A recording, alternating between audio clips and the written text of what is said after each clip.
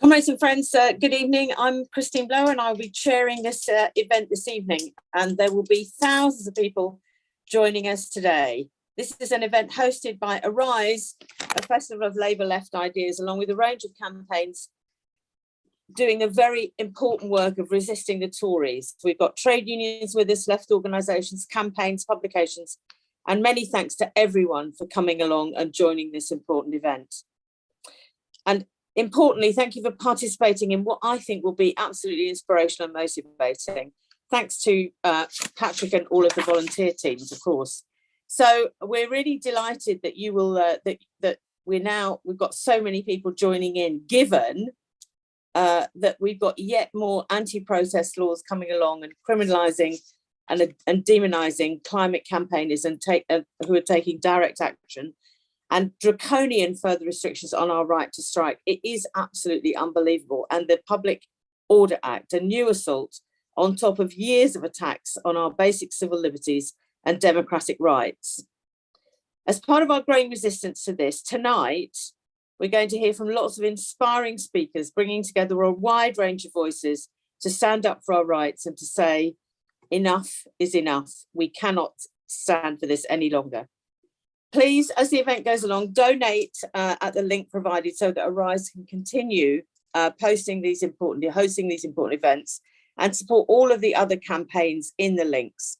And also make sure that if you haven't done so, that you buy a ticket for the whole of the Arise, a festival of left ideas, because we need to sell hundreds of tickets to make sure that we can keep all these things going on in the coming months. So I'm delighted to move on to those voices from the front line who are bringing resistance to the Tory attacks and coming together to amplify our collective voices. So let's move on to our speakers, all of whom will have 4 minutes, with the single exception of Fran Heathcote, our first speaker, who has the privilege of 5 minutes. So Fran Heathcote, PCS President, over to you. Thanks very much, Christine. I feel really guilty now. Let me just start by saying that PCS members have absolutely had enough. Attacked, devalued, diminished, 45,000 of them using a food bank, 40% reliant on the in-work benefits that they process, such as universal credit. Indeed, P&H Marcia alone, our two biggest departments, 46,000 now languish below the national living wage after over a decade of pay restraint. Our members know that the answer to all of this is to withdraw their labour. Targeted action to hit the government hard, alongside all member strikes, with even more members taking action every time we call that all-member action, with a promise of much more to come. And PCS will defend that basic human right. The government talks about minimum service levels, covering 6 key areas on strike days. But what about on non-strike days? What about service levels then? Over 500 patients dying in hospital every week. Needless delays as they seek to decimate our NHS. 70% of families living in poverty. Civil servants choosing between heating and eating. A far cry from the Sir Humphreys that we're portrayed as. If their bill becomes law, those key workers that we all clapped on a Thursday night will be conscripted. No choice but to accept their lot. It's class warfare, but Tories have a history of attacking civil servants. Let's remember their withdrawal of the right to pay union subs via checkoff. PCS fought back, we won every time this went through the courts, and we will fight with the same determination for trade union rights, whenever and wherever they're threatened. Over the last 3 months, hundreds of thousands of civil servants have been taking part in the biggest wave of civil service strike action in decades. The action, a reminder that public and civil servants play a crucial role in all aspects of public life, literally from cradle to grave. A 2% pay offer with food inflation at 16% just doesn't cut it. This government can stop these strikes today by putting money on the table. They've now published a more generous remit, and let's face it, we wouldn't have got that without the action that's been taken so far, but it's still the lowest anywhere in the public sector, and still absolutely no recognition for the cost of living crisis, nothing at all for 2022. Whenever Westminster has direct involvement in the current strike wave, little progress has been made, so we all know how bad things are. What are we going to do about it? Shamefully, ministers would rather take away our rights than give their own staff a fair pay rise to help them through the cost of living crisis and beyond. And whilst the Labour Party has said that they'll repeal that legislation in the first 100 days of taking up office, we have to hold their feet to the fire on this as well. So we need to use our collective strength. We need to join together trade unionists, service users, social movements, claimant groups, and build the biggest, most coordinated movement possible. One capable of fighting back, one capable of defeating their attacks. If we're divided, the Tories gain. If we're united, standing together, we can push them back on all of this, and we will do. Not one more cut, not one more privatisation, not one more attack tolerated. So let's campaign together. Let's defend workers, defend communities, defend our services to the public. If we stick together, we are on the cusp of something significant. I bring you our absolute solidarity. Thank you so much. That's brilliant. And I think, you know, the opening just shows the absolutely hideous nature of this Tory government, its authoritarian shift. And the fact is, it's set to continue. That's why we have to resist. Okay, so our next speaker hasn't quite managed to get on yet. So I'm going to go straight now to Kate Osborne, who wanted to be high up the agenda. And let's hope this is okay for her. She's a lifelong trade unionist and internationalist, as I know from having visited Colombia with her, and also she's an MP, of course. Over to you, Kate. Thanks, Christine, and it's absolutely brilliant to be here and having this opportunity to speak. Every day, raw sewage is being dumped into our rivers and seas, turning British waterways into an open sewer. And every day we see a new Tory scandal, lying about something, destroying yet another one of our public services. More corruption and dumping more shit on everything they touch, not just in our waterways. Every week I speak to businesses and families that are struggling, that have had lives and livelihoods destroyed by this callous government.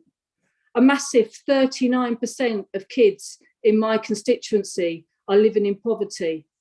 Locally and in Parliament, we do our best to mitigate against the damage they are causing to services, people, businesses and communities. But after 13 years of destruction, cuts and chaos, it's becoming harder and harder. And of course, that means more and more people are starting to resist. More people standing up and saying that enough is enough.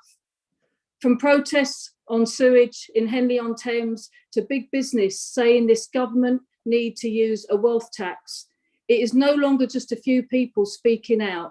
Huge swathes of society are saying we can't take any more. And that is why we are seeing such vicious attacks on our right to resist and our fundamental human rights. The window in society has changed. Virtually everyone knows someone who is or has taken strike action over the last few months. The minority who don't are people like Sinak, who boast that they have no working class friends. People who used to donate to food banks are now reliant on using them. Nurses, firefighters, teachers and many others reliant on food banks. And yet the Tories deny that there's a problem, instead blaming nurses for poor budgeting skills. In the face of this rise in resistance, the government are reacting with an authoritarian agenda. Only the most authoritarian of states would legislate to give a minister the power to crush the human rights of workers and the rights of their unions to protect their members. The Tories are on a mission to take power away from the people, turning the clock back on the rights of the vast majority of people in this country, workers, women, trade unionists, and LGBT+ people, with their war on woke, anti-trans rhetoric, and talking up a review on religious and sex education that would take us back to the days of Section 28, where if we just don't talk about trans people, they will stop existing. Restrictions on teaching our children how to be safe in the home and in relationships. The government's bonfire of rights has shown not only a reckless disregard for parliamentary process, but also for the consequences on society. The rise in hate crime, a consequence of their rhetoric, the rise in anti-immigration and racist attacks, a consequence of their inflammatory rhetoric and policies. The hundreds of thousands of avoidable deaths caused by their deliberate destruction, underfunding and privatisation of our NHS. The social care crisis, the rise in antisocial behaviour and mental health crisis in young people, all a consequence of their destruction of local government services. Right to strike, right to protest, right to vote, the chunks of human rights laws scrapped with the retained EU law bill. Each of these power grabs commit political violence on our communities. For us MPs in Parliament, the reality is, until we get a general election and kick out this rotten, corrupt government, we are barely tinkering at the edges in our attempts to stop them. The power is with the people, with the millions taking strike action, the protests against these changes, and all those standing up in communities saying we won't accept any more shit in our waters or anywhere else from this government. I stand beside all of the workers, campaigners, community groups, trade unions, standing up to this government as all Labour MPs should. It's up to us to fight, to defend the right to resist, and I will be there right beside you all as we do. Thank you. Kate, thank you very much. We absolutely know we'll see you on a picket line anywhere that support is needed, and that is, of course, absolutely everywhere. Okay, so we're now going to go to our second president in the first half of this rally. Alex Gordon, President of RMT, over to you. Okay, thank you very much, Christine, and hello, everyone. And I just want to say, first of all, solidarity to all the ASLEF members who've been taking strike action today across 15 train operating companies up and down Britain. My union, the RMT, will be joining the strike action tomorrow, Friday, and we look forward to receiving support from other trade unionists for our struggle as well. I'll talk about that in just a second, but I think it's important to reflect on where we've come from in the last year, because this has been a momentous year for trade unionists in Britain. And we're 1 year on now from the day that I remember when my union, RMT, unveiled its strike ballot results in the national rail dispute on the 24th of May, 2022. And I think we need to just take cognizance and take our hats off, if we're wearing hats, that we need to pay respect to those trade unionists in the RMT working for London Underground, who last week, for the fourth time, delivered a strike ballot result, voting yes for strike action by 96.7%.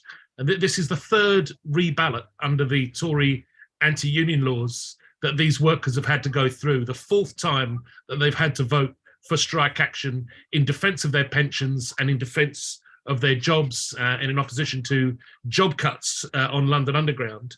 And the fact that after effectively 2 years of this grueling struggle, workers are still prepared to vote in such enormous numbers by such huge majorities for strike action is a real tribute to the spirit of resistance which we have built throughout the labour movement, and particularly through the trade unions, by strike action, by protests, by showing solidarity with picket lines, by backing each other up for the last 12 months. I want to say solidarity with Fran Heathcote's members in the PCS who are still fighting. I want to say solidarity to the NEU, Christine's union that she used to lead, or at least part of the union that she used to lead, part of that union, and indeed to the UCU and the young doctors, junior doctors, I should say, of the BMA. Look, we've started something and we've got to finish it. And we're facing an implacable enemy, an implacable opponent in the government of Rishi Sunak. The policies which his government are carrying out now around a public sector pay freeze, a pay cap of 2%, which is a real terms pay cut of around about 10% for most of the workers that we represent. That policy was decided before he became Prime Minister, when he was still the Chancellor of the Exchequer. And what we're reaping now is the decision of the Tory government in 2021 to make the working class pay for the crisis and the expenditure that took place during the COVID emergency. And by our resistance, we are showing that we're not willing to go along and pay that bill. So we've got to stick with it. We've got to hang tough. Our members on London Underground are showing that they're prepared to do that. And this week, their employer, London Underground, has just contacted the union and asked for talks to look at the question of staffing and the cuts to jobs, which they've been carrying out for the last couple of years, which we've been campaigning against and taking strike action against. So we know we're getting through. We are cutting through, brothers and sisters, comrades. We've got to keep at it. The final thing I just want to say, Christine, if I've got time, is just to make a point about the fact that I think it's an obscenity that needs to be commented on, that at a time when workers are struggling to pay the bills, when we can't afford the food price rises and energy price rises, and when we hear that the government supports an increase in interest rates to possibly 5.5% next month, at the same time, we are spending billions and billions of pounds on arms to Ukraine. This is a absolutely improper use of public money. There are war crimes being created, being carried out in the Ukraine with British arms. We've just seen troops belonging to far-right militia using American vehicles, American Humvees, invading Russian territory in the last few days.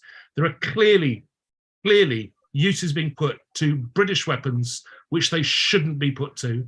And we have got to, as a movement, say which side we stand on in this question. We've got to stand against war. We've got to back up our comrades in the ECU, and I take my hat off to them, voting this week to support a motion against arms sales to Ukraine and the Stop the War Coalition. So with that, Christine, okay, I'll finish. Thanks very much. That's great. Thank you very much.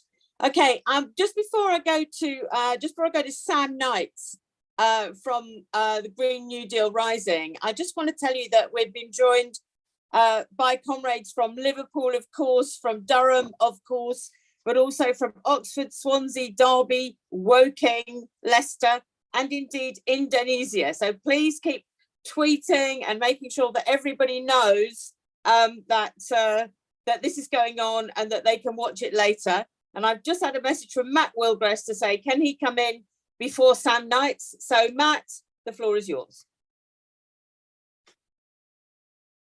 Thank you, Christina. For those of you who don't know me, my name's Matt Wiggers. I'm the National Volunteer Organiser for Arise Festival. And thank you, Christine, for your solid chairing. And thank you to all the speakers and different campaigns for joining us today.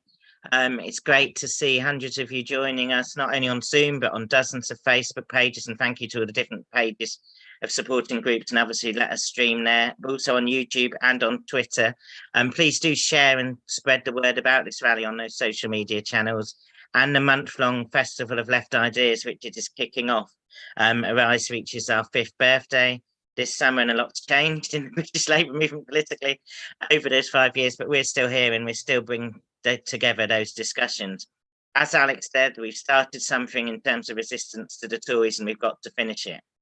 That means more action, more amplifying of the voices of those resisting, like we're doing today, and also means putting forward the ideas and policies we need for a better socialist world that's run for people, not profit.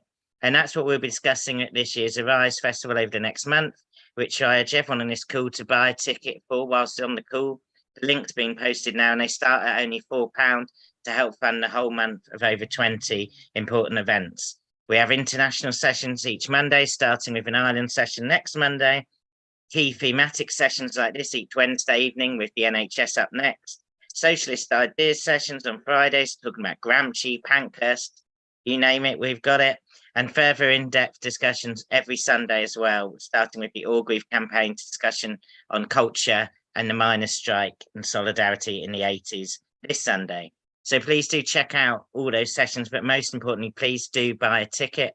As I said, they start at only £4, and each ticket sold helps us fund the infrastructure for the whole thing, which has gone up a lot, like everything else seemingly this year, but we've kept our ticket prices the same. So please do buy that ticket now.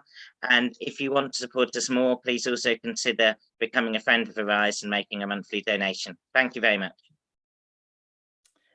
Well, it couldn't be a more important time than to be donating to Arise by buying that ticket and being involved in all those absolutely brilliant activities. Frankly, if you're on the left, you can't afford not to be there, really. So next, we're going to hear from Sam Knight, Green New Deal Rising. Climate campaigners have been at the forefront of government demonstrations and protesters, and it's great to have you with us today, Sam. The floor is yours. Christine, and solidarity to everyone on this call. Every right we have now was won by protest and by the strike. And now protest and the strike are going to have to defend those rights. The power of protest is going to have to defend protest. And everyone on the left have to come out and be very, very serious about defending those all important rights. Green New Deal Rising is a movement of young people campaigning for climate justice and a transformative Green New Deal. And we know that climate activists have been at the heart of a lot of this nasty legislation. In the last year, following the passing of the police bill and all of the terrible legislation that we've seen go through Parliament, we've seen climate activists condemned to prison for years for very minor offences. We've seen people being arrested for wearing T-shirts, for attending meetings, hauled out of their homes, the police raiding them at dawn. Climate protesters have been at the heart of this, and therefore we must also be a part of the solution, and we have to play our part in the wider movement, sending solidarity to our brothers and sisters in the trade union movement, campaigning along them to keep hold of these rights. So how did this bill manifest itself? I mean, if you look at the legislation that has passed through Parliament, you will see many laws specifically designed to target XR, JSO, various other climate organizations. You'll now see that it is illegal to disrupt new fossil fuel infrastructure, to disrupt companies criminally looking for new oil fields. We know that the science is telling us that we can have no new oil and gas if we are going to meet our commitments under the Paris Climate Agreement. And yet, what is our government doing? They are passing new laws that will further criminalize protesters who are fighting for a just and survivable, inhabitable planet. We know that this bill, that these demands were championed by a network of right-wing think tanks and right-wing media voices. We know that it was rushed through Parliament, but perhaps it's not worth spending all our time talking about how this happened. Perhaps what we have to focus on now is how we resist. We know that these laws are going to have to be defended on the streets. And for that to happen, we need strong social movements and we need militant trade unions. We all need to come together in networks of solidarity and say, no, we are not going to abide by this. We are going to continue to resist because resistance is important. You see, for now, for me, I often think that we have two futures in front of us. We have one future, which is a transformative future, in which we stand up to the evils of our time, in which we pass transformative policies like the Green New Deal. But there is another future, and I feel this is the future that we are straying towards at the moment, in which we stumble on blindly, in which we allow the crises that we now face, the crisis of capitalism, of inequality, the crisis of democracy, which is fueling the rise of authoritarianism in the far right, and the climate crisis, which threatens our very existence, which we allow these crises to continue defining our lives. We must not allow that to happen. We must fight for that transformative future, and that means being militant. That means resisting. That means all of us on this call, when we see protesters being arrested for the most spurious things, when we see dreadful sentences being handed out, that we say no. We demand a better, just future, and we are going to do that together. And that's why Green New Deal Rising is pledging to continue campaigning, of course, continue campaigning as much as we can. On Friday, we've got a rally outside the Labour Party. On Saturday, we're doing an event in Chingford, and we will continue to organise protests up and down this country. Thank you very much. It's wonderful to be here in solidarity with you all. Great, that's great. Good finish there, Sam. Thank you very much. I'm sorry to tell you that we now have a message from prison.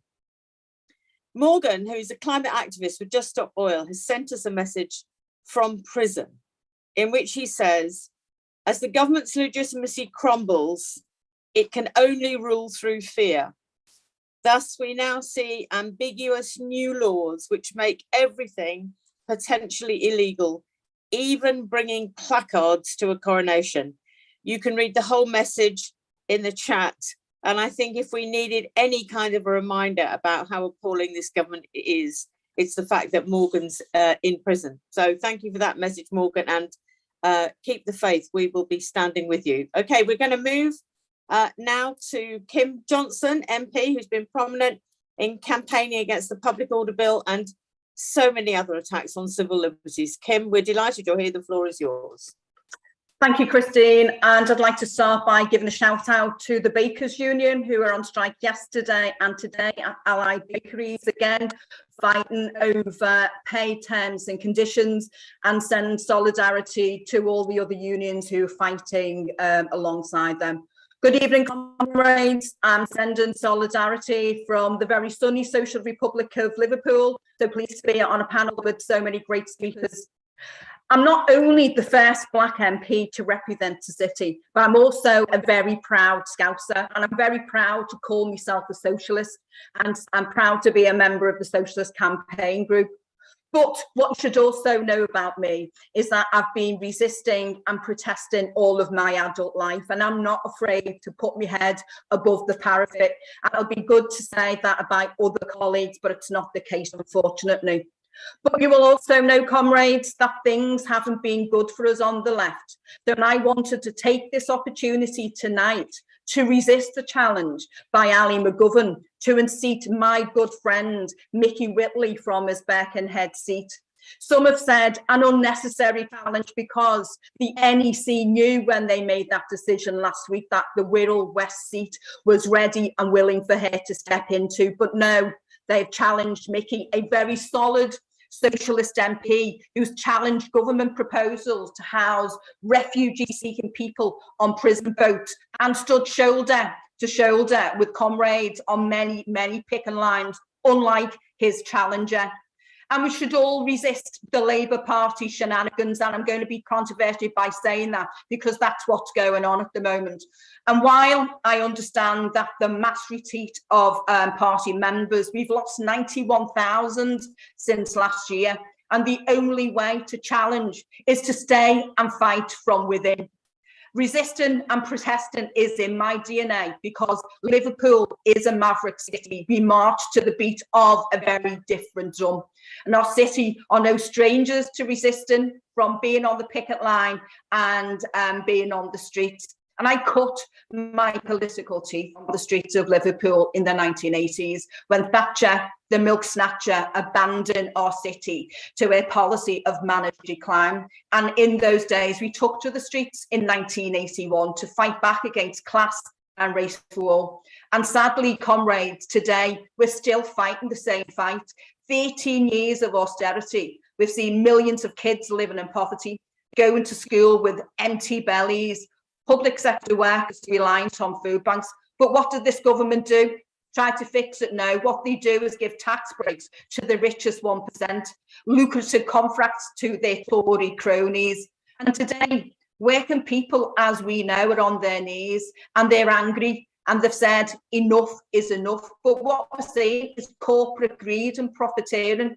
It's being ignored by the government, and they refuse to increase public wages and budgets. You know, but sadly, this isn't happening, and the ruling elite are doing what they do best in crisis. They're using scapegoats, they're using and instigating hatred, pointing the finger of blame at trade unions, asylum-seeking people, immigrants, Black community and trans people. And they're clamping down on our democratic rights to strike and protest, and ramping up investment in the police, in the military, and the securitisation in our education system. But they're eroding our very rights to collectivise and to resist.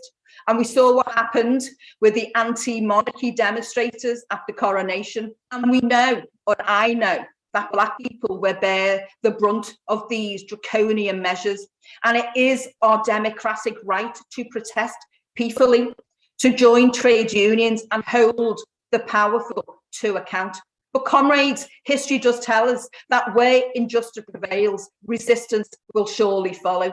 And we've seen that, haven't we, in the last 12 months with the historic strikes with hundreds of thousands of teachers, junior doctors, nurses and civil servants, firemen, posties, rail workers and many more on picket saying enough is enough, with widespread support from the government and from the public.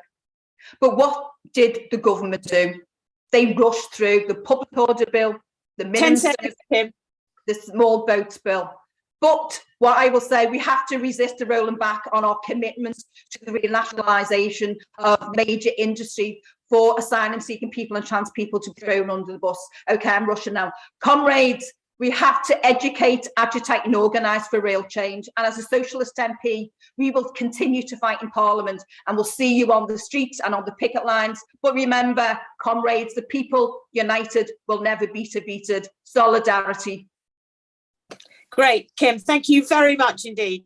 I know you had to rush at the end there, but it was a very good wrap up there. Thank you very much. Okay, and now we move to our next speaker, who is John Hendy KC. He's one of our foremost experts on workers' rights and of course a prominent campaigner with the Campaign for Trade Union Freedom and the Institute of Employment Rights. John, the floor is yours. We're delighted you're here.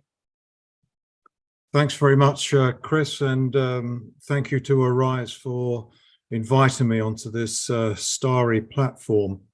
I wanted to speak about the strikes minimum service level bill, which is currently going through Parliament at the present time. It's objectionable from a number of point of views, but one of them is that it's going to impose minimum services which are required during a strike in 6 sectors of the economy. And the first 4 of those sectors are the health services, fire and rescue services, education services, and transport services. And what is immediately striking is that those are the very sectors for whom we congratulated as being the key workers that kept us going during the pandemic lockdown. Health sector workers in particular, the government urged us to clap every Thursday night. Now they are taking a legislative action in order to bar them from carrying out the strikes that they need in order to keep their wage levels level with inflation. That's all they're asking for, just to keep up with the inflation of prices, energy, housing, and food. I say it's objectionable, not just for that reason, but also because there's a technical reason. And the technical reason is this, that the power to determine what a minimum service level is in a strike is not left to Parliament. It's to be exercised single-handedly by the Secretary of State. And that is not right. We were told in Brexit that power would be returning to Parliament, but this is a piece of legislation which puts power firmly in the hands of the government and not in the hands of Parliament. And what will happen is that the legislation is not set out on the face of the bill, which is only a page and a half with a 4-page schedule attached to it, but will be in statutory instruments, as the lawyers call them, determined and set out by the Secretary of State. And what will happen is that after the minimum service level for each of these sectors is set, each employer then has a choice as to whether or not to serve a work notice, which will identify the workers that the employer requires to work on any given day of the strike action and the work that that worker will have to do. So the first thing the unions ought to think about, if this legislation goes through, as it's likely to do, given the majority that the government have in the House of Commons, first thing they have to think about is making a demand on their employers that they will not ever serve a work notice in the event of a strike.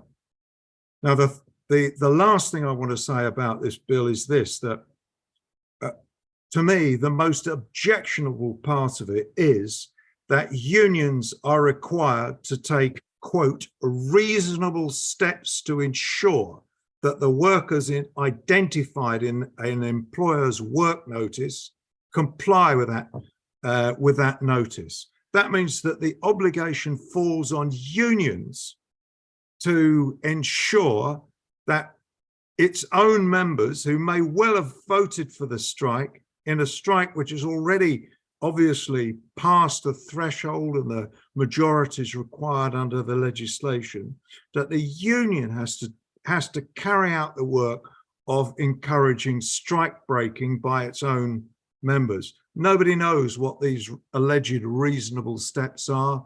The bill doesn't identify what the factors are. I think that it's completely objectionable for unions to have to carry out the obligations of employers and break their own strikes. Commons, that's all I wanted to say about the minimum service level bill. It's in the House of Commons at the moment. In the House of Lords, Chris Blower and I and many other peers were able to put in some amendments which drew the teeth of some of those provisions that I've just mentioned. They've been put back into the bill in the House of Commons, and it will then come back to the House of Lords, where we'll have to see whether the Lords will stick by their own amendments, and eventually it will become law. Now, the problem that I want to leave you with is this: that the Labour Party introduced a document called a New Deal for Working People, which sets industrial action and workers' rights to rights. And our job in the Labour movement is to insist that the Labour Party does not renege on any of the principles or any of the proposals in a New Deal for Working People. Thanks for listening. That's great. Thank you very much, John. And of course, if the minimum service level legislation were only to be discussed by members of the Socialist Campaign Group, it clearly would never, ever get onto the statute book. So let's keep standing firm on that. Thank you very much, John. Okay, we're going to move now to Mish Rahman, who is a Labour NEC member and a Momentum NCG member. Loads of meetings to go to, Mish. I'm glad you found the time to join us. Over to you. Thank you, Christine, and it's always an honour and a pleasure to join Arise Festival and Arise rallies. And thank you to Arise for assembling us today with this serious sense of urgency and with this fierce determination to address this grave concern that we have, this assault on our civil liberties by this current Conservative government. Our fundamental rights, the pillars upon which our democracy is built, are under attack. And it's time for us to raise our voices, and it's high time to say that no, these relentless attacks on our right to strike and our right to protest. Because this fight is not just about defending our rights, it's about standing up for our class, it's about standing up for vulnerable people, it's about standing up for ethnic minorities, it's for standing up for minority groups and for disabled individuals, those who are the most vulnerable and disproportionately affected by these erosions of rights. And it's time for us and the trade union movement, the grassroots organisations that represent us, and the entire Labour movement to rise in opposition and protect the rights of those who need it the most. Just a few months ago, Michael Gove, who's one of the chief architects of the culture war, blamed what he called radical social change activists for these increasing divisions in Britain, while 30p Lee, also known as Lee Anderson, has also openly admitted that the Tories are intentionally intending to ramp up this culture war against migrants, against refugees, against trans people.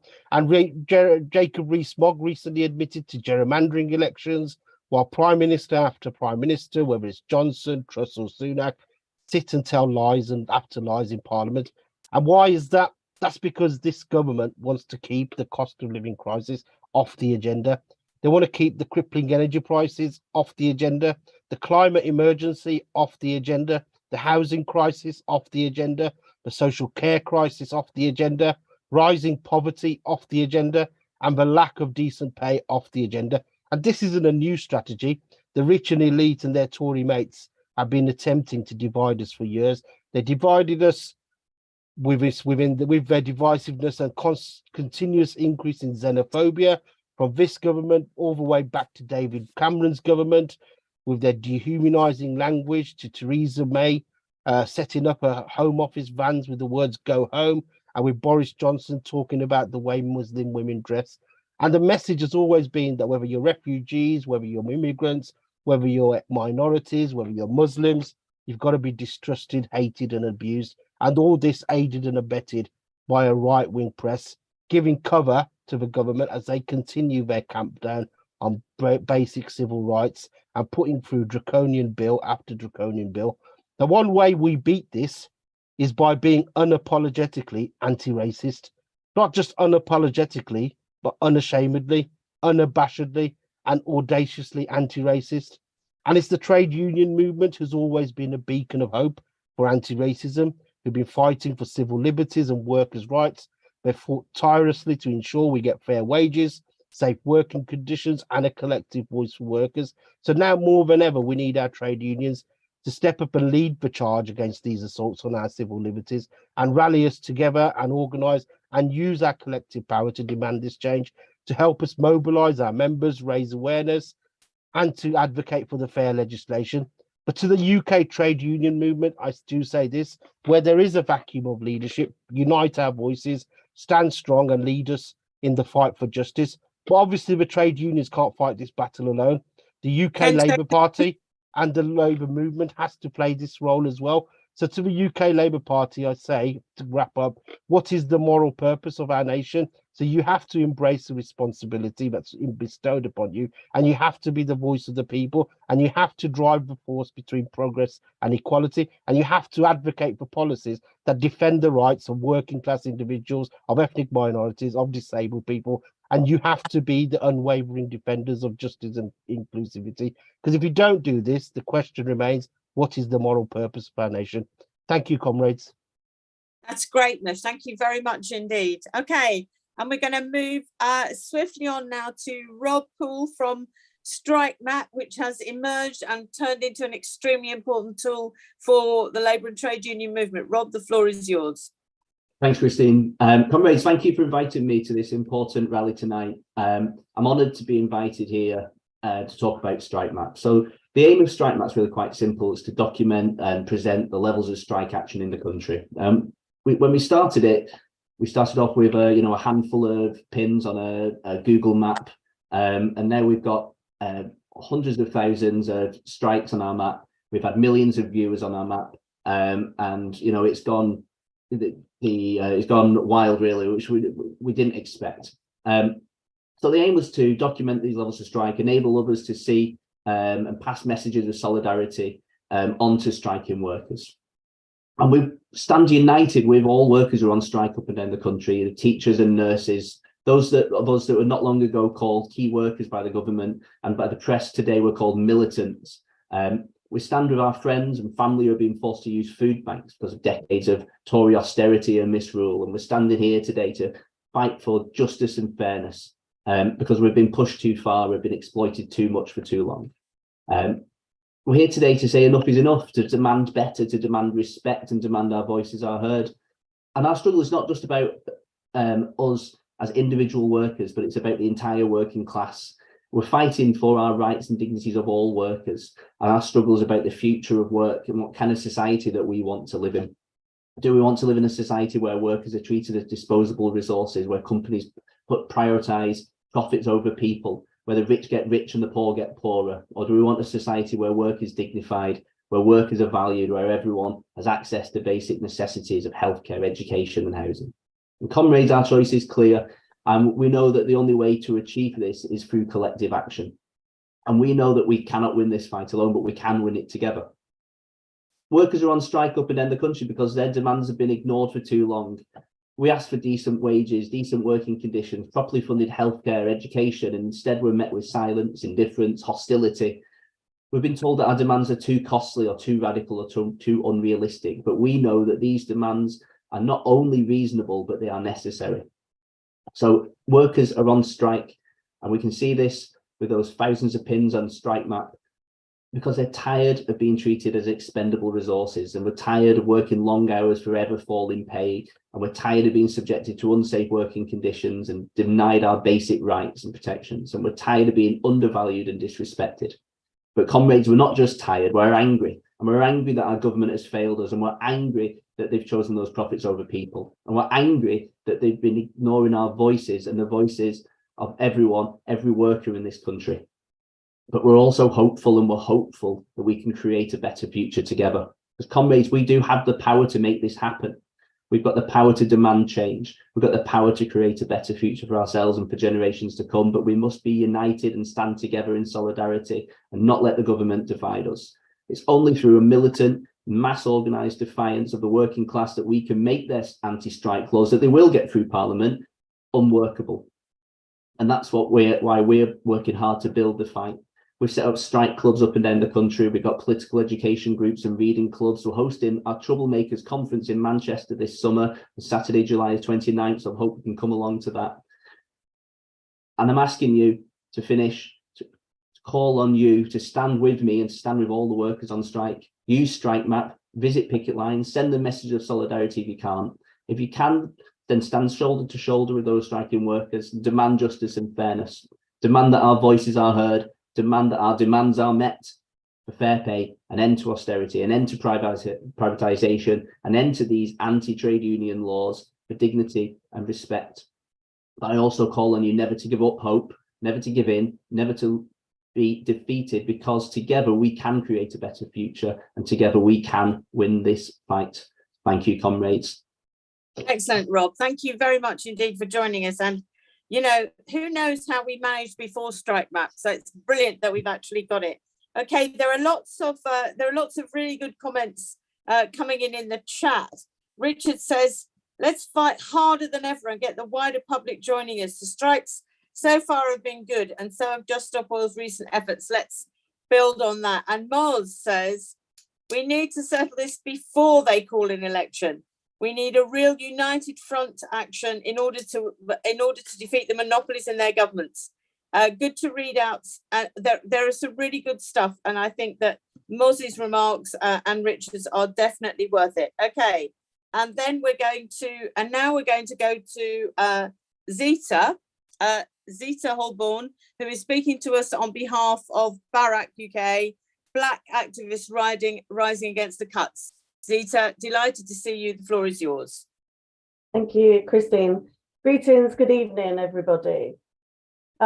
We face a multiple onslaught of attacks on Black, Brown and migrant people in the UK. We've always had to resist. We've always had to protest. And this series of bills that we've seen come through this year disproportionately impacts on our communities. We've had to resist and protest, not because we had a choice, so we chose to, but because we had no choice in order to survive. From climate displacement to persecution, to mass deportations, to inhumane detentions, to police brutality, discrimination and victimization at work, the disproportionate impact of cuts, the pandemic, the cost of living crisis now, the Windrush scandal, and we mustn't forget that this is the Windrush 75th anniversary, but despite the celebrations that will take place next month, many people still haven't received compensation. Many people have died without receiving any compensation. We have to fight, we have to resist, and we have to do that even in our own movement, where we are many times blocked.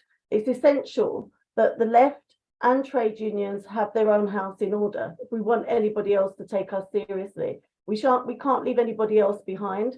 We all need to be at the forefront of struggle if we're impacted by abuse, if we're impacted by discrimination, if we're impacted by hostility, if we're impacted by cuts, and that includes Black and Brown and migrant communities and people.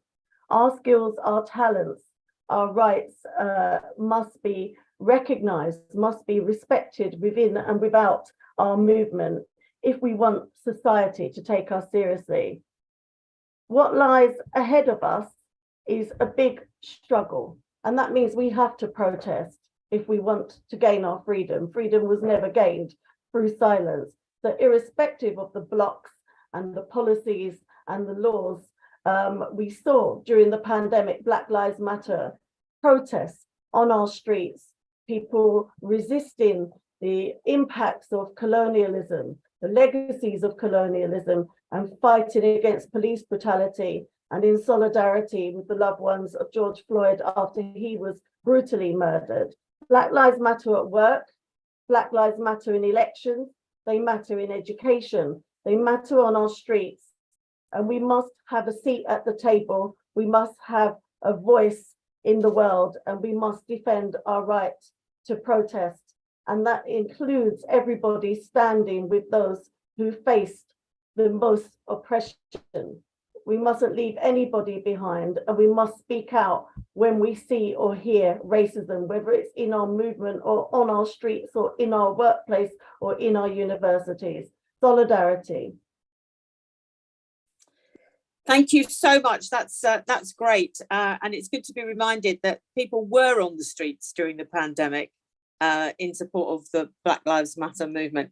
I'm now going to move to Chris Peace of the Orgreave Truth and Justice Campaign. Those, as she always tells us, as others do too, who don't learn from history are doomed to repeat it. Chris, over to you. Thank you, and thanks again to Arise for including us. Throughout the 84-85 miners' strike, striking miners and their supporters were attacked by a paramilitary police operation, with Orgreave being one of the worst days of state-ordered police violence. This month, our Orgreave Truth and Justice campaign marks the 39th anniversary of the police riot at the Orgreave coking plant just outside Sheffield. It was a pivotal moment in our trade union history, but it was also a turning point in how protest is policed. The policing of protest today is one of the most controversial and political acts of the current government, and you can go back 4 decades to look at how such an aggressive model has been developed, used, and is now legislated for in the Police Crime Sentencing and Courts Act last year and the Public Order Act earlier this year. We've had a horrifying journey of political policing from Warrington, Orgreave, Wapping, poll tax, fighting against criminal justice bill, anti-racist protests, student protests, and all the things that we're fighting against now. Political policing leads to arrests. It sometimes leads to show trials. We hear plenty about the arrests, but very little when trials collapse because of a lack of evidence or even falsification of evidence. Leon Britton, Home Secretary at the time of the miners' strike, was never off the telly saying that the miners charged should feel the full weight of the law, namely life imprisonment. He was nowhere to be seen when those trials collapsed. Orgreave was political policing in full throttle. It was accepted by officers giving evidence during the 1985 trial that the violent tactics of the police were used to terrify the striking miners. Officers even said that they'd been told by their seniors that a miner simply being present was grounds for arrest. Lawyers who attended the aftermath of that day in police stations witnessed the horrific injuries sustained by some and commented at the time it was a miracle that no one died as a result of the policing tactics used. I want to reference the role of the mainstream media. The attacks on the miners, along with the lies about Liverpool fans at Hillsborough, are all being repeated to whip up hate against today's protesters. Whether you are resisting racism or fascism, fighting climate change or asserting your trade union rights, objecting to the monarchy or fighting for historic miscarriages of justice, the new anti-protest laws of this government has you in their gaze, and it wants to suppress you. The media has demonized you before you've even got a chance of getting justice. And for us in the Orgreave Truth and Justice campaign, the serious disruption prevention orders puts activists like us campaigning for justice at the risk of being criminalised for campaigning for justice.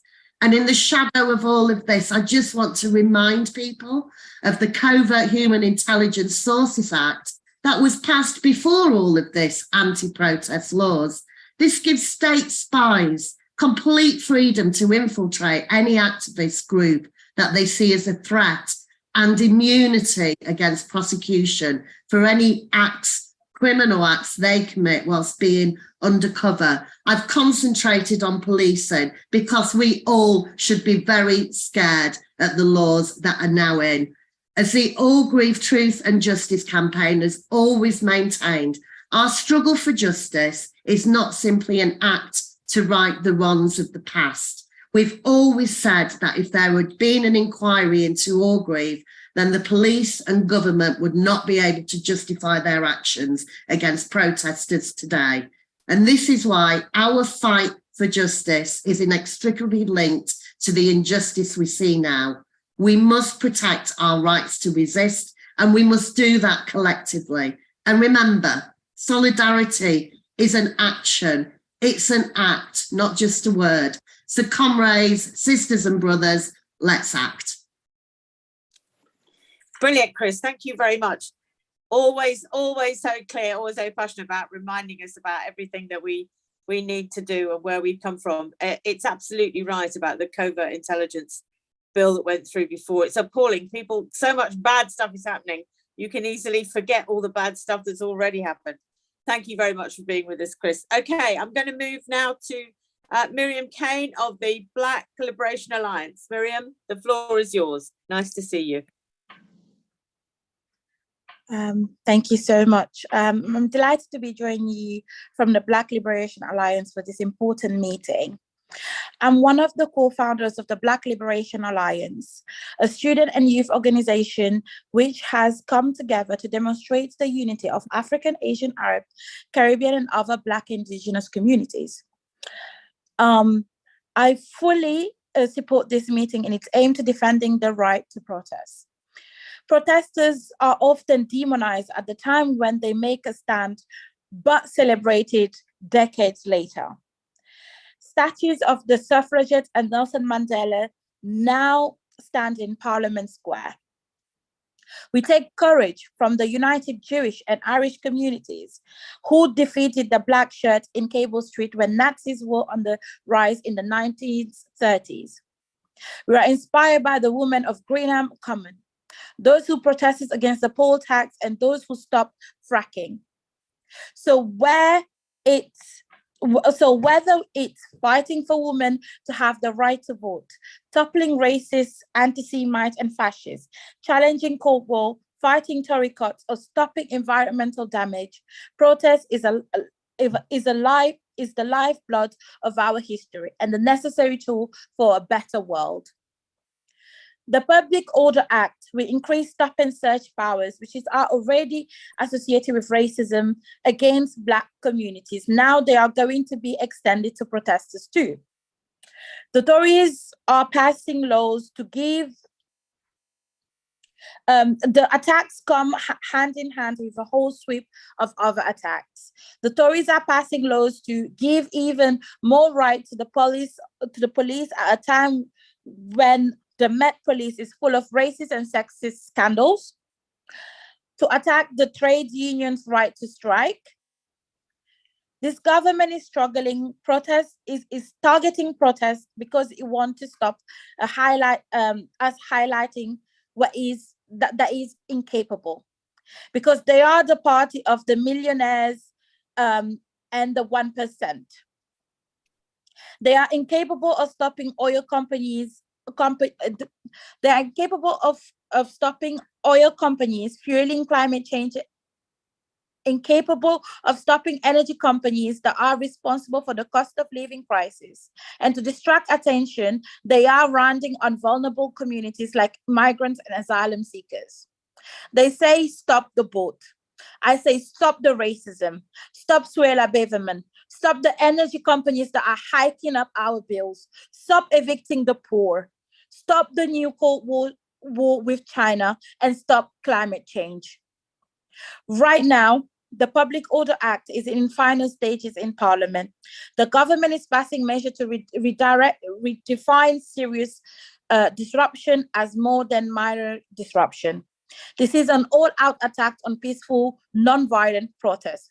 So if a Black Lives Matter march gets too unwieldy or inconvenient, the school strikes mobilized globally to challenge climate breakdown, or a trade union march has a massive turnout, this democratic expression for a better world could be on the wrong side of the law.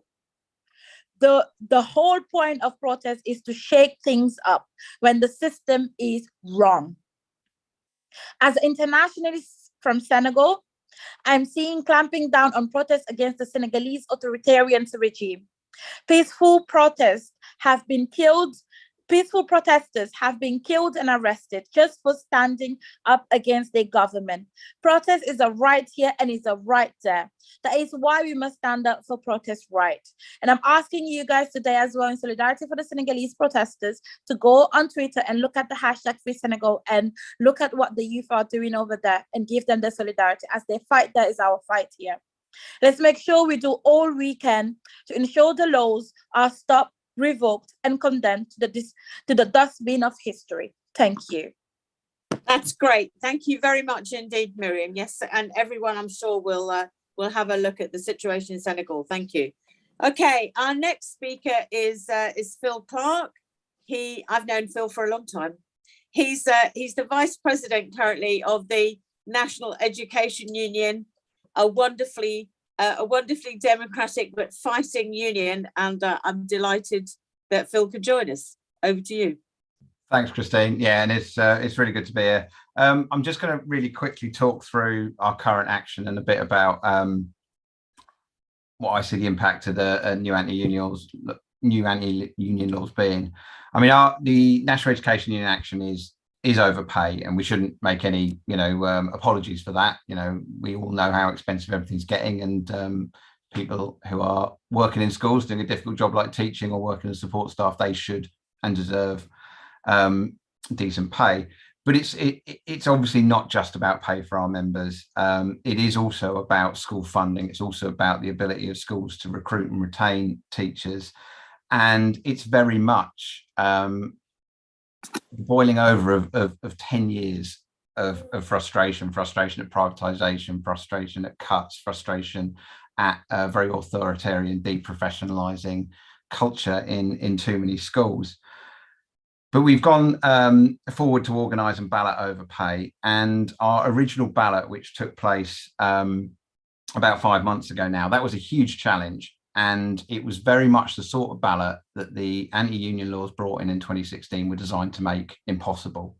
The government did not think a union like ours, where we're not only balloting hundreds of thousands of members, but really crucially balloting those members over 22,000 workplaces had to be organised to get through the thresholds. It was that sort of ballot that the anti-union laws were supposed to make impossible. Now, we did have lots of technology, and we're very keen to talk to other unions about the technology we used to get through those ballots, but that's not the main reason we managed to succeed. The main reason we managed to succeed is because we focused on workplace organisation, reps delivering, talking to members face to face and getting that vote out. And because we managed to build, and have been over a number of years, building our workplace organisation, we were able to smash through the thresholds in the biggest union to ever get through the currently standing anti-union thresholds. Since we've done that, we've called a number of strike days, both national and regional. We've filled Trafalgar Square with tens of thousands of our members alongside the BMA and other unions. We forced the first ever pay offer outside of the pay review body system we've had in 40 years. As long as I've been alive, we've never had a pay offer until we've managed to force one through strike action. And that pay offer was, when we put it to our members, the government said we can't put it to our members. We called their bluff, we put it to our members, and 98% of our members on a huge turnout in a week. We got 2/3 of our members to vote, rejected that. The BBC are saying our strikes are stronger on the last day of action than they were on the first day, and that's a really impressive place to be. Now, we're gearing up for more strikes in July. We're also going through a reballot. I think it's telling that the amount of people we're balloting this time is 60,000 more than we balloted the first time.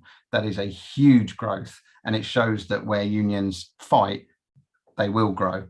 Now, I think we're going to win this dispute. I think we're going to win a significant pay rise for our members, and I think we're going to change the game on school funding. It will be because we've stood up for ourselves. But just in the last 30 seconds, I just want to talk about these new anti-union laws, because I think the previous ones were brought in. The government didn't think, large scale action would be possible. We've organised past them, and I think you look at any of the unions, the RMT, the CWU, UCU, many others who've been taking action. What they've managed to do is organise past them. Now, these new anti-union laws, what the government is saying is, no matter how well organised you are, we will force your members to go into work. Now, I think there's two things I just want to highlight we need to do. From a leadership level at the unions, we need to coordinate better. We need to work together. We need to put aside our sectional differences, because this is a massive threat to our movement. And I think at a local level, we say we can organise past these. Every single person in every single rally that's going on the left, what have you got to do? You've got to go into work. You've got to organise your union. Because if we can come out with higher levels of organisation, we will be able to beat these new anti-union laws. We will be able to make them inoperable, and we will be able to defend our right to strike, and we will be able to win for our members. So thank you very much for your time. That's great, Phil. Thank you very much. I'm delighted that we had someone from the NEU on this evening. And I mean, it's a real worked example of workplace organising and how we really can, as you say, organise past all these difficulties. It's a growing union. It's fantastic. Thank you very much. Okay, I'm delighted to tell you, comrades, that we've now been joined by Bell Cab to get here. So I hope hope you've recovered and taken a breath before you actually have to speak to us all. I'm delighted that you're here. Everybody knows who Bell is. I don't need to introduce her. She's fantastic. The floor is yours, Bell. Thank you very much, Christine. And I'm sure you've heard it all today already, but we have to remember that our country's tradition of dissent has actually paved the way for all of the rights and freedoms that we have, all of the rights and freedoms that I have. We were a country once that believed that you could own people that looked like me, and that women shouldn't have the opportunity to vote and could own no property. All of those things that make somebody of my class, race and gender be able to have the rights that I have today, all of them were won by protest.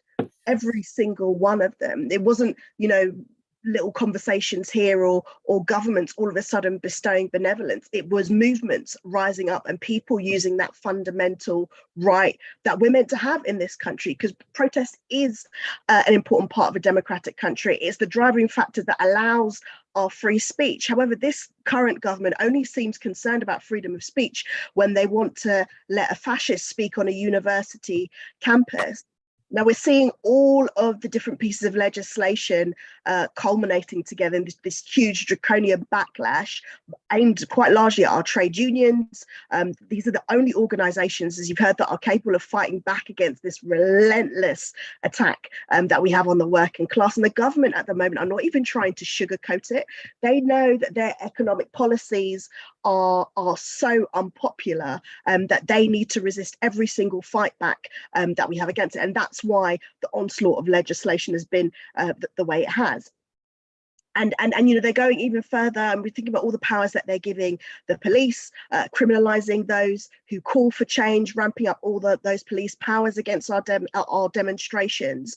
And all of these legislation all adds up to disadvantaging our poorest and most marginalised communities. The reality that I see is that everything they've put forward so far is not changing the way we have a relationship with police. They need to be completely overhauled. And that's something that we've seen from the Baroness case review. Trust and confidence is low in Black communities. It's low in working class communities. And we know that criminal justice system continues to be held back by institutional racism. So giving the police more powers, including the right to smash all of those movements that have won us these rights and that stand up for the most marginalized in community, does nothing to help us. And we need to recognize that the loudest voices at the moment are the right-wing press. They're dominating the narrative around protest, around migrants, and you know, look at what they're doing with the small boats crossing. Now we need to be in the right place on this issue, and I really do worry about where we're going in terms of our rhetoric on immigration. There are no votes to be won, I think, in trying to make out as if immigrants are the issue, and it's clear we're never going to oppose these draconian forces without first defending migrant rights. So we have to confront those in our own ranks that would use the idea that migrants drive down wages as a way to entertain those anti-migrant sentiments. And we have to be clear that it's the predatory employers, the weakened trade union rights, and this austerity, authoritarian government that drives down those wages. Socialist movements have never ever won by conceding on their values, and we're not going to start now. Now, whilst we were at some point moving in the right way, we've seen now an attack on our voting rights, and that's a major problem. And I want to point you all to something that I don't think a lot of people know. There are a large number of migrant workers that come to the UK from Commonwealth nations in this country. We have a really awful narrative at the moment about there being too many migrants in this country, mainly pointing at people crossing in small boats who I would add are fleeing some of the worst persecution. But there are a lot of people who come here specifically on visas to work in our public sector, have paid taxes here, and also pay extortionate visa fees to be here. And what a lot of people don't realize, and some of these individuals themselves, is that they can actually vote in local and general elections.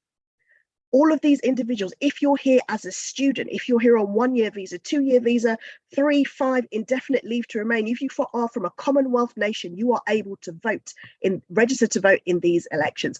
And because the government has been so intent on making it even more hostile, the thing about this is that every single one of those individuals has something that some people who are British nationals do not have. They have ID. They have those photo registration, those biometric cards that they've been so obsessed about putting on migrants. They are able to. So I think about in 2021, the fact that 896,000 people came from India, or 312,000 people came from Nigeria, all to work in this country. And I would wonder what they would have to say at a polling station if they knew that they had the opportunity to vote this awful government that continues to affect their right as individuals to work and live freely in this country. So I'm encouraging all of our trade unions to go to their migrant workers, of which we know there are many, and encourage them to register to vote, because like the Black community in this country overall, they can significantly change the outcome of this general election. Now we have to remember that I'm gonna wrap you up in a minute. Yeah, absolutely. When our movements were able to do things like defeat fascists in Germany, in Italy, Spain, the black shirts in the UK, we moved to a place where we were able to build a fairer post-war society. And a product of this was the NHS, which we celebrate 75 years this year, and that the government are completely trying to decimate. So we need to desperately be united in our movements and step up the fight for workers' rights, but within doing that, making sure we step up the fight against anti-migrant sentiments and racism. Thank you. That's great. Thank you so much, Bella. I'm so glad you actually managed to join us. Okay, so before we move to our final speaker, I'm just going to make a couple of concluding remarks. I'm going to say that I said at the beginning that this would be inspirational and motivating, and I think indeed it has been. And I just want to thank again all the volunteers who did all the tech stuff to make it possible. Look, the single key message from all that you've heard from this evening, from all of the campaigns, from all the individuals, is that people are on the march against the Tories. People cannot put up with this hideously right-wing government any longer, with the attacks on our civil liberties and on our democratic rights, and we must stand up to all this forces of reaction and the authoritarian agenda in communities and in workplaces. We have to stand together and we have to fight back.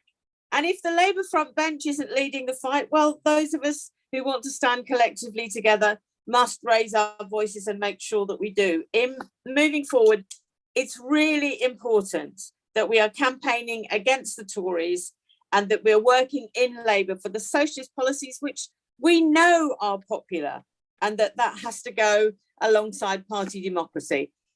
So please take on board all the action that links that were that you've been seeing. Make sure that you donate to things if you possibly can. Become a supporting friend of Arise, and make sure you buy your ticket for the Arise Online Festival Ideas 2023, and make sure that you follow our media partner, Labour Outlook. And don't forget that if we don't sell the tickets, there won't be any more events like this. So make sure that if you possibly can, you do buy one. And now we come to our final speaker, oh dear, excuse me, who is always extremely good value and ever optimistic, however difficult the situation is. John McDonnell MP, the floor is yours. Thanks, Christine. And can I just reiterate your expressions about Arise? The Arise Festival is actually fundamentally important, that brings people together. So I urge people to sign up, and it's important that we sustain Arise activities. Thanks for the Arise volunteers for organising tonight. I want to sum up very, very quickly some of the discussions that we've had tonight. First of all, what we've heard, and I think it's completely true, we're in a climate of repression that's unprecedented. We haven't seen levels of oppression like this since the 1980s. Why? Let's just be clear why this is happening. We're in a classic crisis of capitalism. It's a classic crisis because it's the declining rate of profit. What then happens is capital wants to restore profitability. How does it do it? It attacks the working class to make them pay. That comes in many forms, but it's usually, as we've seen, cuts in wages and conditions, but cuts in the social wage as well, austerity. But we've also seen in this crisis, possibly different from other crises, is actually we know now they're even willing to sacrifice the whole future of the planet just to restore their profits. So my view is this crisis isn't going to go away. It's not going to go away anytime soon. In fact, there's real potential now. I warn you of the destabilization of the economy through the crises that are occurring in the shadow banking, the unregulated shadow banking sector. And so the closer the Tories come to losing power, the fiercer will be and the harsher will be their repressive measures. And don't underestimate the ability also for them to shift to a much more authoritarian right, in which they link up with some of the worst elements of the right within our society as well. So what do we need to do? The things that have come out of tonight's discussion are very clear. Everyone has mentioned that we need to create and build a coalition against repression, bringing all those organizations across our civil society together to mobilize. I actually do think what's been said tonight is right. I think the organization that we can rely upon the most, that has the resources to do this, is the trade union movement. So we now need to start entering into discussions within the trade union movement about how we build that coalition against repression, how we link up with other organizations.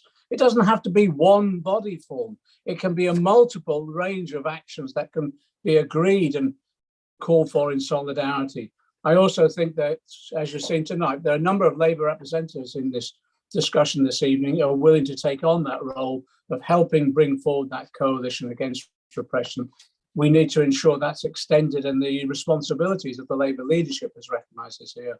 That's the first step. The second step, well, it is about speaking out at every opportunity we can to call out the repression that's taking place. That's why I'm pleased that there was reference tonight, and we received that message from prison, from the Extinction Rebellion and Just Oil protesters who've been harshly treated within the courts. 2 to 3 year sentences are appalling. They demonstrate the extent to which the judicial system can be used to repress actions that are simply trying to ensure that we have a future for our children. I think we also need to ensure that we speak out and be advocates for every strike action that's taking place, as we've seen today. So I'm pleased that Alex was here to mention what's happening with the railway workers. Kim made the point about the historic dispute that's taking place in Liverpool at the moment by the Bakers Union, and also Fran from PCS, the continuing campaign that's taken place among civil servants, who've actually, in the industrial disputes that have taken place so far, and the wage offers have been treated the most harshly by the government itself. Can I also say as well, speaking out, as Bell has just done with regard to the repression, with regard to asylum seekers and others, we've got to stand in solidarity with them and call out the government's actions that are taking place, and in particular, the ongoing direction of the government towards this Rwanda deportation policy. In addition to creating the coalition, in addition to speaking out, and obviously we need to make sure that we all act. And that is exactly what people have said. When those picket lines are formed, you join them. When those demonstrations are called, you join them. But in addition to that, we've got to now start taking seriously, as John Hendy has said, the implications of the minimum service legislation. What will happen there is individual trade unionists will be sacked if they refuse to comply with their employers' instructions to work to break a strike. Trade unions will be fined. So we've got to start planning now for when that first worker is sacked, when that first trade union is fined under this legislation, that we have coordinated action across the labour and trade union movement, but also we have coordinated action across civil society. And if that means getting out on the streets of civil disobedience, well, this legislation has to be defeated in some form. Finally, let me just say this as well. In addition to those actions to fend off these repressive measures, we've now got to start making demands too. And what we should be demanding is a reform programme, a reform against repression. That means, as we enter into this period in the run-up to the next general election, we agree a programme that's needed in government against repression. And it starts with commitment to scrap the Public Order Act. Commitment not just to scrap the anti-trade union legislation, but to introduce that programme that has been prepared by the Institute of Employment Rights, John Hendy, Keith Ewing, Andy McDonnell and CAD and others, because that will ensure that we have trade union rights restored in this country, and we will shift the balance of power from capital to working people and the working class. The third point for me as well in all of this is about reform of the justice system, which we demand the right of access to representation, the right of access to justice, and that means reform of legal aid and ensuring that people are able to defend themselves in the courts when actions are taken against them, whether they be by employers or other institutions or by government. So my final point is this: what this rally has done tonight is alert us all that we have to stand ready to get involved in every dispute possible, in every act of resistance possible, and also in campaigning for that reform programme against repression that's so desperately needed. We've got to make this an immediate issue, of course, in all those struggles, but also we've got to make this as one of the central campaigns of the forthcoming general election, whenever it comes. We need to transform our society from one of repression to one of freedom once again. Solidarity. Brilliant as ever. Thank you very much indeed for closing our rally. John, it just falls to me to say, from all of you who've been listening, the hundreds of you, thank you very much to all our brilliant speakers. And obviously from all the speakers, thank you to everyone who joined in. It was inspiring. It was motivating. It will get fiercer and harsher, as John has just said. But actually we have the resources and we have the power to fight against this repression. We must build resistance and we must do it together. So let's get on with it, comrades. Thank you, solidarity, and good night.